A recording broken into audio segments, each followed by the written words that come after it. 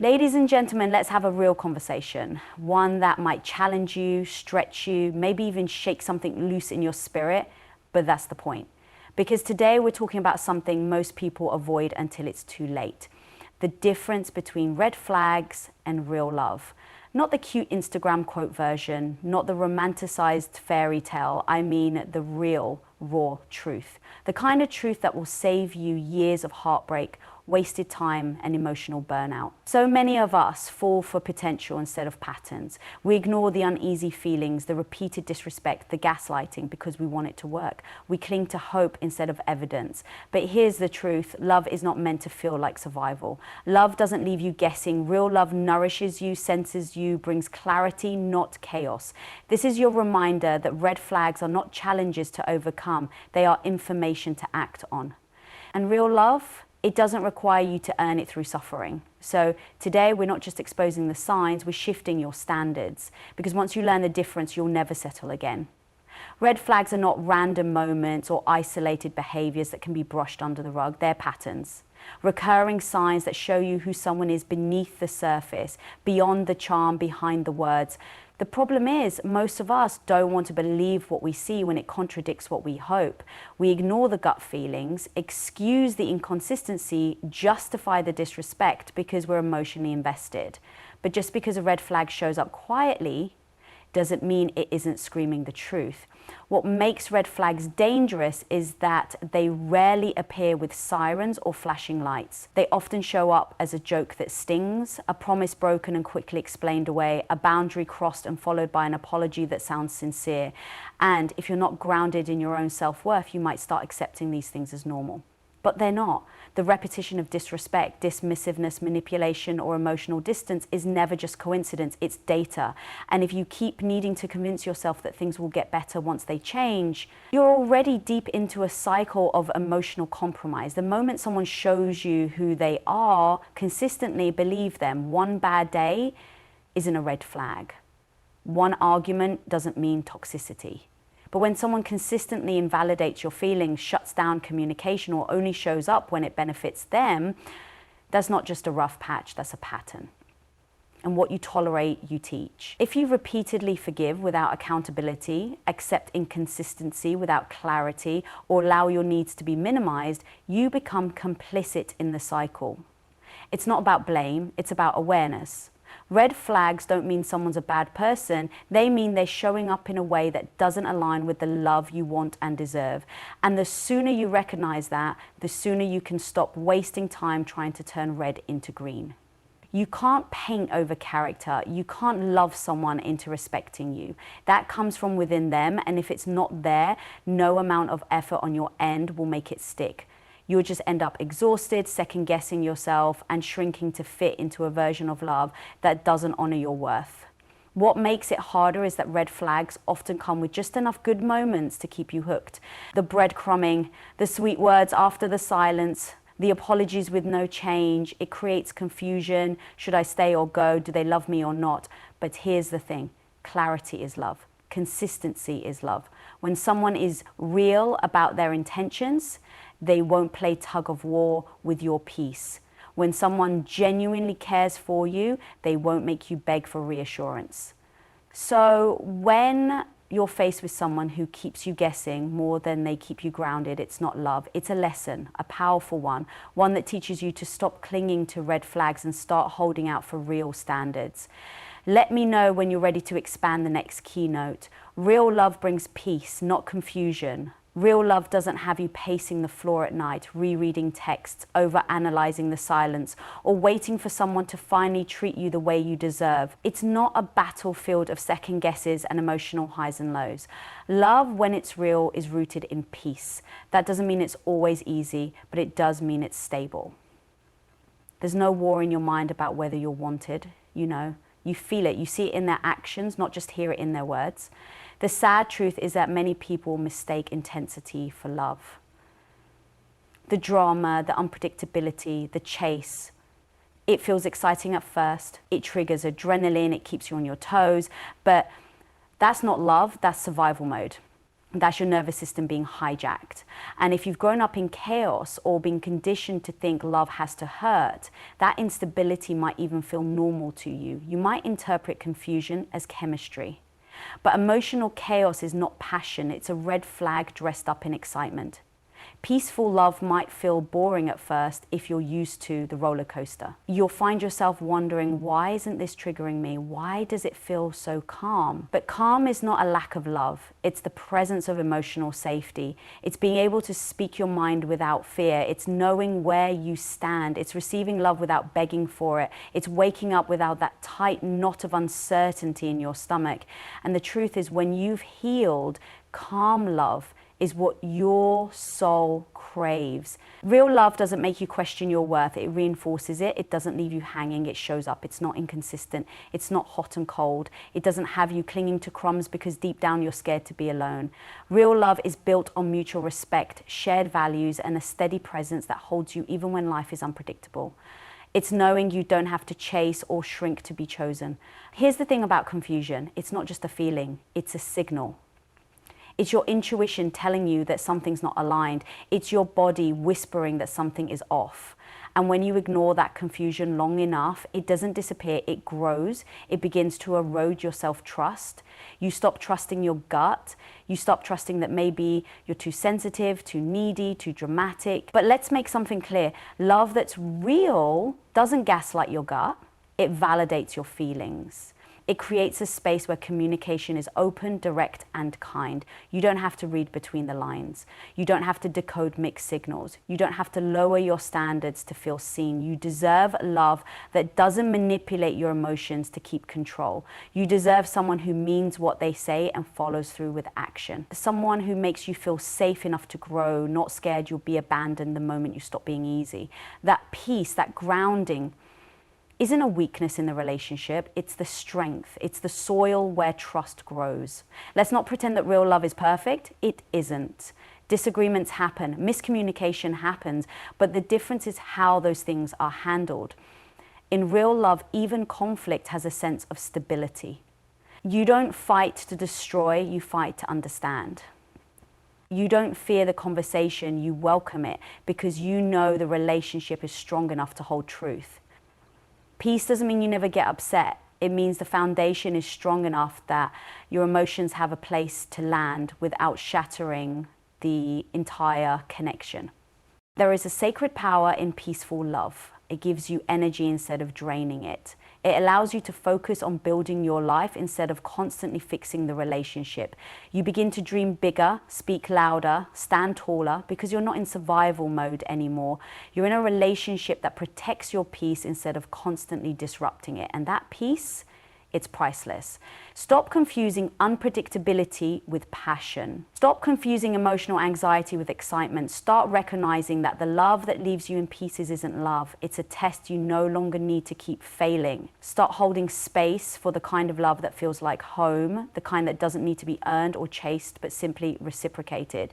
That's where your power is. The more you heal, the more you realize that peace isn't boring, it's beautiful. It's powerful. It's what you always deserved, even if no one ever gave it to you before. So the next time you feel confused, ask yourself this: am I confused because the love is unclear or because I've never experienced clarity before? Real love doesn't leave you wondering. It answers the question with presence, with truth, and with a peace that doesn't need to be explained. It's just felt. Boundaries define respect and reveal intentions. When someone shows up in your life, whether it's a friend, a partner, or even family, the way they respond to your boundaries tells you everything you need to know about their respect for you and their intentions with you. Boundaries are not walls. They're not punishments.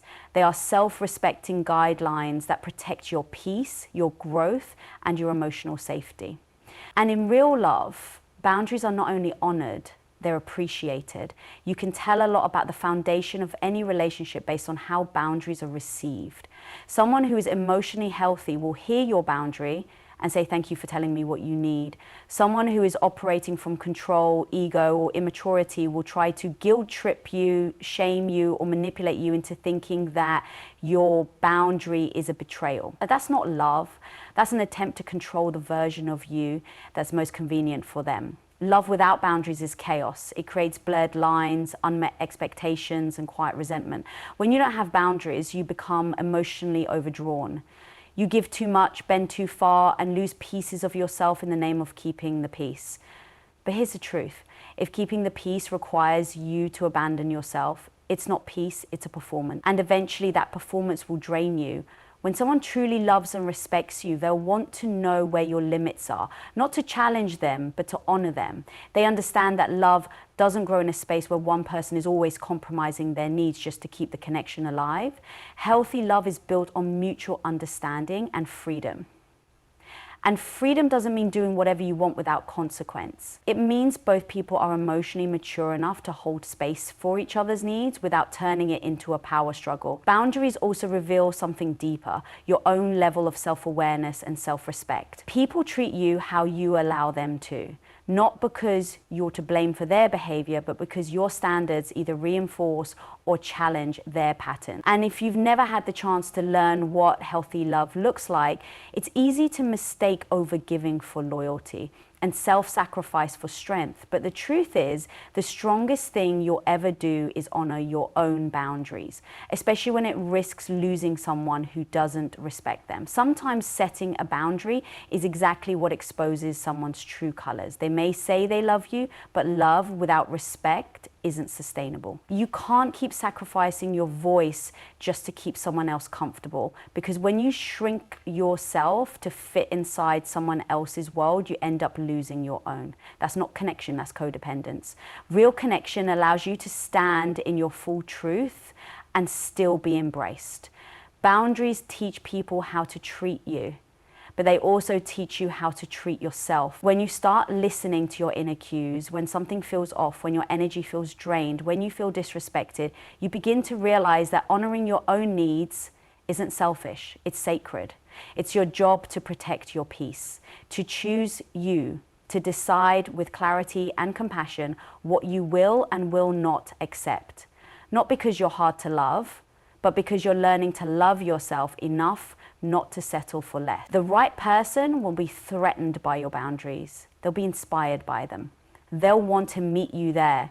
Because real love requires maturity, and maturity looks like responsibility. It looks like someone being willing to adapt, grow, and communicate without making you feel guilty for holding a line. When someone resists your boundaries, they're not rejecting the rule, they're rejecting the version of you that won't be controlled. They're uncomfortable because your growth is exposing the limitations of their comfort zone. And when you start loving yourself loudly, unapologetically, people who benefited from your silence will be the first to push back.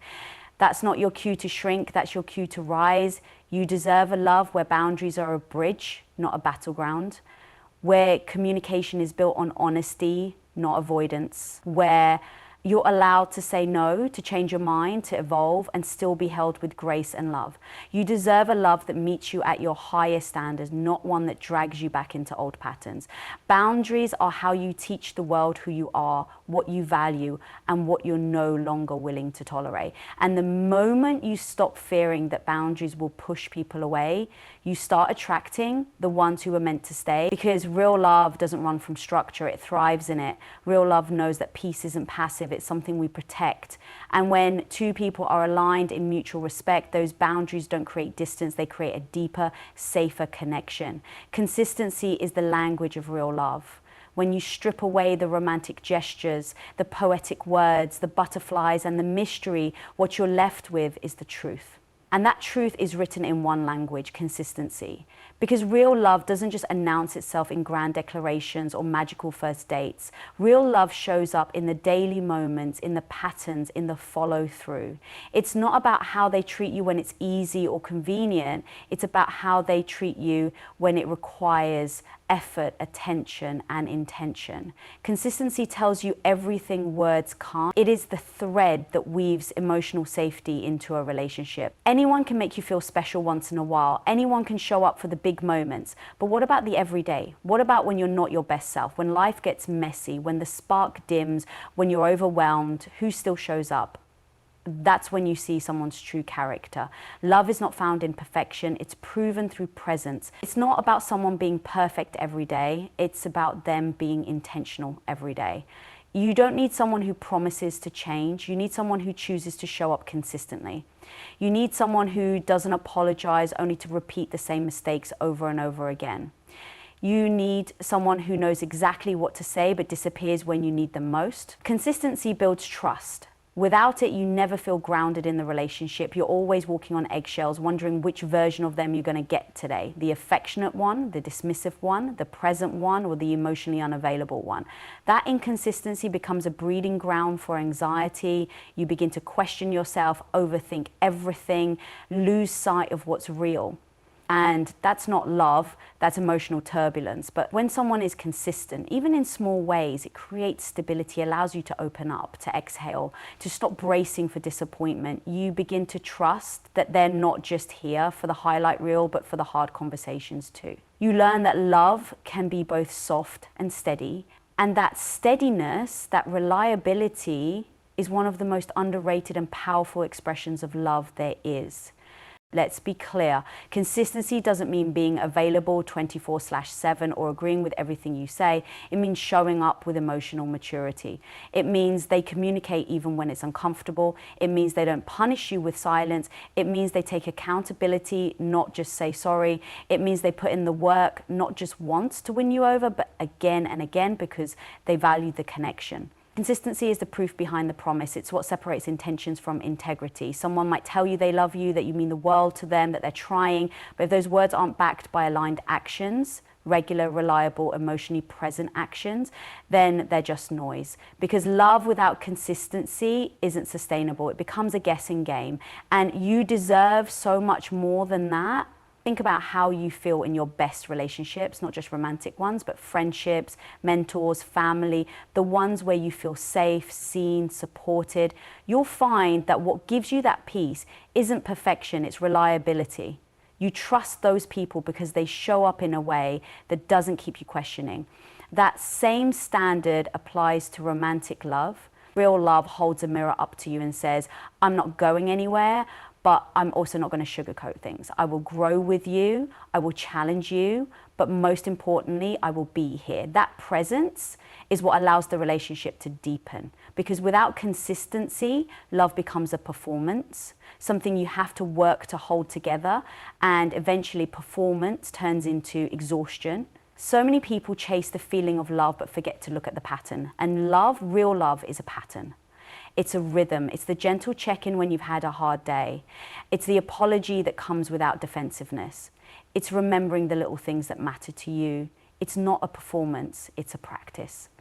The beauty of consistency is that it doesn't just build trust in the other person, it builds confidence in yourself. You stop doubting your worth, you stop lowering your standards, you stop chasing potential and start embracing reality. You begin to realize that love isn't the prize you have to earn, it's a connection you get to co-create with someone who is equally invested. So if you're in a space where you're constantly confused, constantly triggered, constantly hoping for change, stop asking yourself how to fix the other person. Start asking yourself how often they actually show up. Not how often they promise to, not how often they almost do, but how often they really do. Because the way they show up consistently is the truth you've been trying to avoid.